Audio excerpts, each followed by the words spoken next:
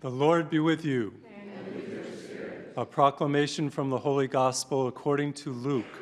Glory to you, O Lord.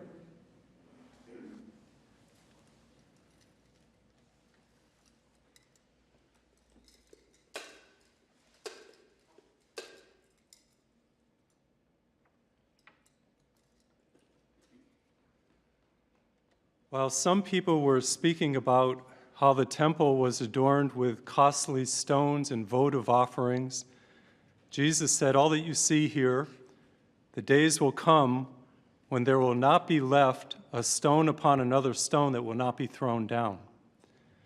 And they asked him, "Teacher, when will this happen? And what will there be when all these things are about to happen? What sign?"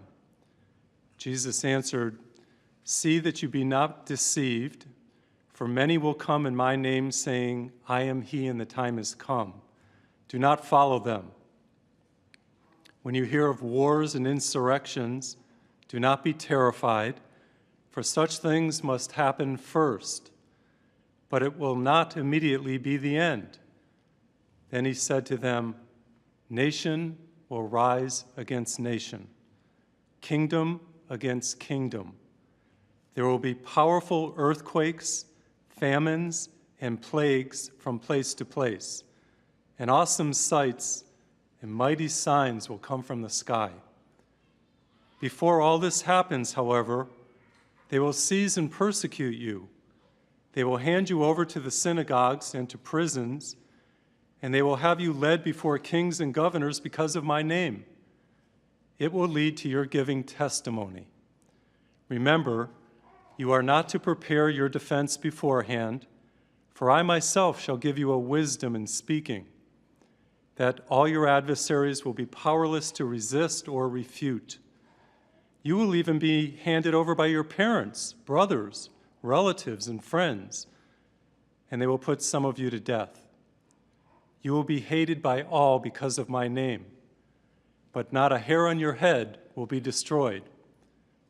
By perseverance, you will secure your lives." The Gospel of the Lord. Praise to you, Lord Jesus Christ. Jim.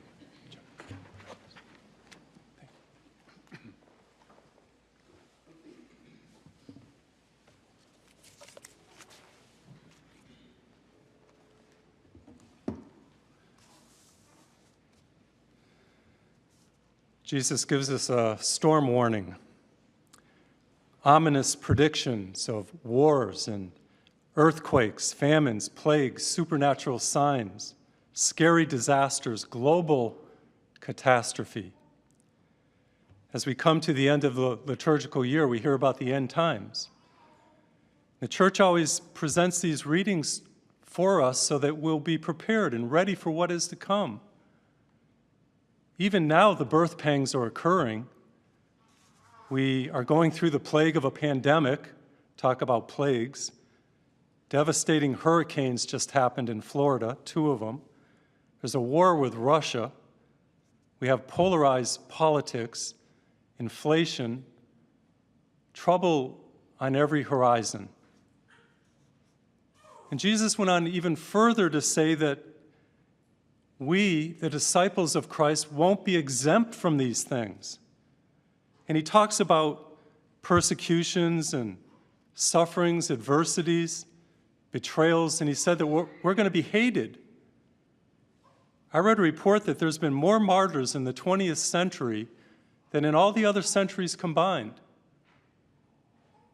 Now, our problem may not be martyrdom or being persecuted at this time in our life, but we all have difficulties. We all have adversities, and we all have trials. Trials of growing older. We just heard about the passing of one of our beloved parishioners. Physical sufferings. We all have the trials of grieving a loved one. Some of you have been sick with COVID. I contacted it back in July. And then since the pandemic, loneliness and stress and addictions, anxiety skyrocketed. There's fear, discouragement, as I said, inflation, a divided country.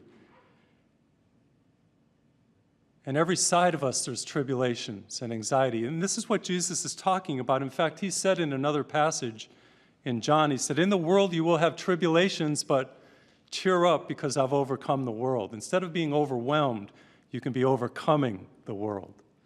That's what I'm going to talk about. Along with the ominous predictions that we just heard, Jesus gave us hope. And I want you to cling to hope. Hope is so very important. We're not exempt from real life. We all know what it is. But Jesus tells us that in him, we can be victorious. In his strength, we can, as he put it, persevere. And hold on to that word because that's what I'm going to share with you. Perseverance. And through perseverance, he said, we will win our souls. Wow. That means whenever you face adversities, trials, sufferings, tribulations of any sort, instead of being overwhelmed, you can overcome. We have power in Christ. The word perseverance. Remember, Jesus said, by perseverance, you will win your soul. You will secure your lives. And I was so struck by that because really discipleship is all about being strong, persevering. And that's exactly, the word perseverance means to be unshakable, to be firm, steadfast, immovable, determined, tenacious, especially in the face of hardships and sufferings and trials and tribulations. And that's exactly what the church presents to us on this 33rd Sunday of Ordinary Time as we go into Christ the King and then Advent. We are reminded that we're not exempt from these things. And Jesus said, but you can persevere. You can be unshakable. You can be strong in me. You can be an overcomer. Problems don't have to defeat you, they can define you. I like to say that adversity can lead to advancement. Problems can lead to promotion, and tribulations to triumph. Try to explain that to you. I think about Mother Angelica, for example, and the foundress of EWTN. She had problems founding this global network. There were misunderstandings, adversaries in high places, money problems, but she was resolute and determined. She persevered, and she founded this global Catholic network that reaches millions of people. And even after her stroke, she was not deterred. She was a religious, she was faithful to her vows, she persevered in prayer, and she trusted God. That, in a nutshell, is what Jesus is asking us to do no matter what comes. You can be strong, persevere, and be an overcomer. Mother Angelica wrote a book.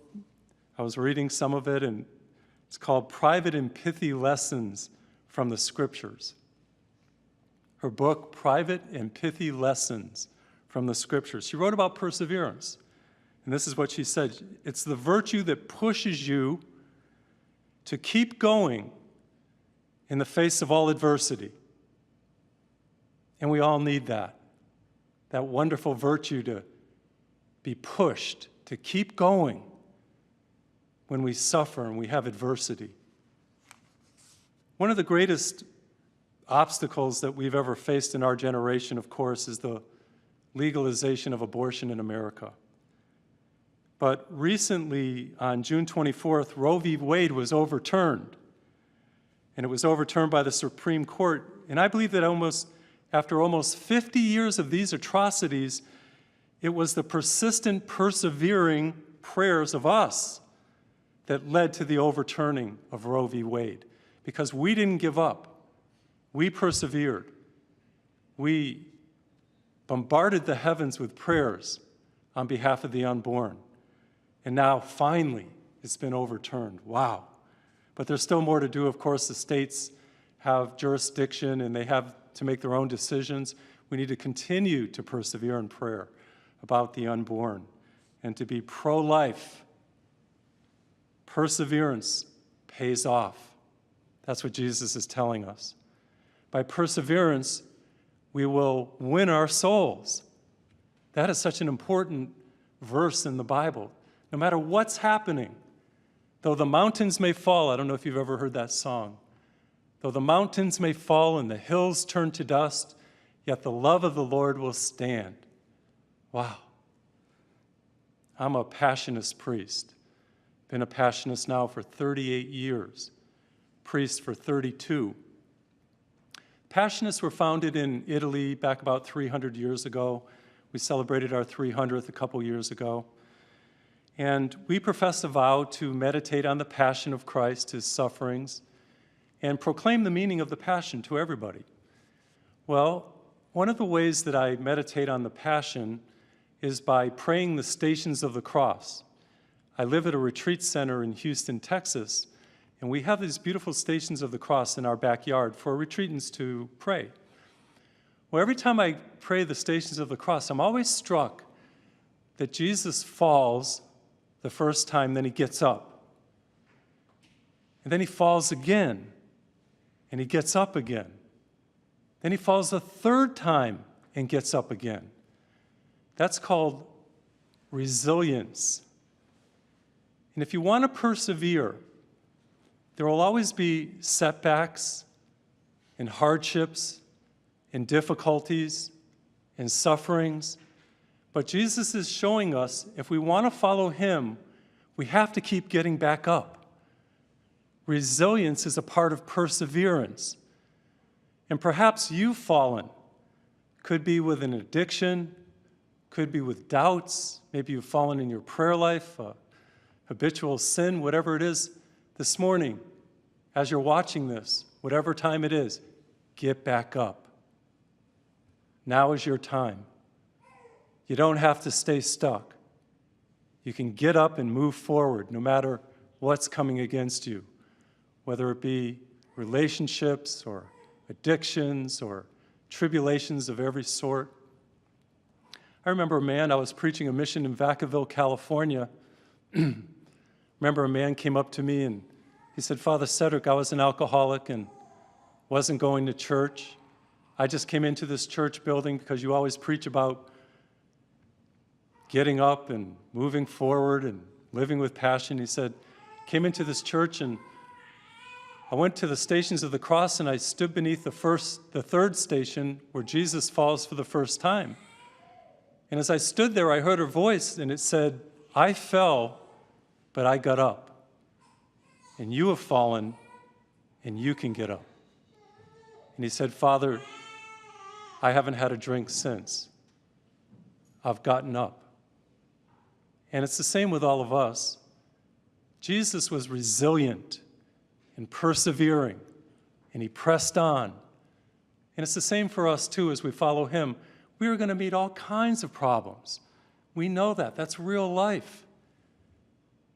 But I pray that the Spirit of God will fill you with resilience and perseverance, and that you will win your souls. Proverbs 24:16, the righteous person falls 7 times and gets up again. Whether it's health or finances, discouragement, addictions, get back up. Now's your time. 2 years ago, NASA sent a spacecraft to the Red Planet, to Mars. They landed a rover on the surface because they wanted to perform experiments and gather data and look for water, look for signs of life.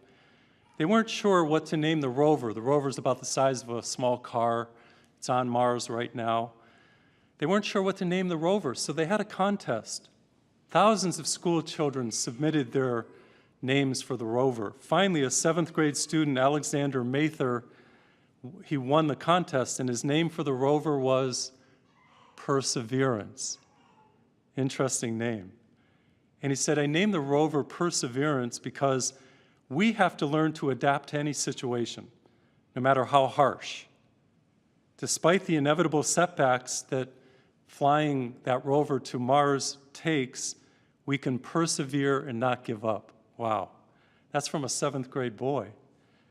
And by the way, 2 years later, that rover is still performing experiments, still looking for life on Mars, still gathering data, It's relentless and persevering.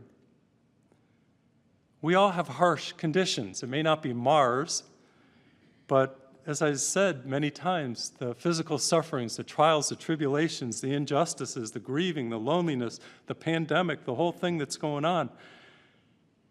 Be resilient, persevering, press on, endure. Come on, be strong. That's grace. That's what God gives us. This is why the church is presenting this to us on this 33rd Sunday, right before the feast day of Christ the King, right before Advent. It's telling us, yeah, there's going to be stuff going on in your life, but don't give up. Be strong. There's grace there for you. Persevere, just like Jesus did, just like the saints have, just like Mother Angelica does or did. The gospel ends with hope. Yeah, it started off with those ominous signs and difficulties and trials and tribulations, but it's all about hope. We heard, by perseverance you will win your souls, but Jesus said something else. He said that no matter the catastrophe, the disasters, even though we're not exempt from all these things, even though we're going to encounter trials, get this, not one hair on your head will be harmed. Can you imagine a promise like that, a promise of protection, that as we go through, Jesus is saying God's going to take us through and that we're going to make it. We will be victorious, and not even a hair on our head's going to be harmed. We will triumph. We are more than conquerors through Christ who loves us. Cling to that. We are more than conquerors. You don't have to be overwhelmed. You can overcome. In the world you will have tribulation, but cheer up, Jesus said, I have overcome the world. I want to leave you with this in the midst of all these sufferings, this beautiful promise, the wonderful hope that Jesus gives us this morning.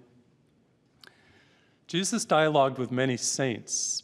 St. Catherine of Siena was one that had the dialogues with Christ, and another is one of my favorite saints. St. Julian of Norwich had a great love relationship with Christ. And Jesus told her something very precious, and I leave that with you too, because what he said to Julian, he said to us too. And it's that in the midst of sin and in the midst of tribulations, all shall be well. All shall be well. In manner of all things, all shall be well.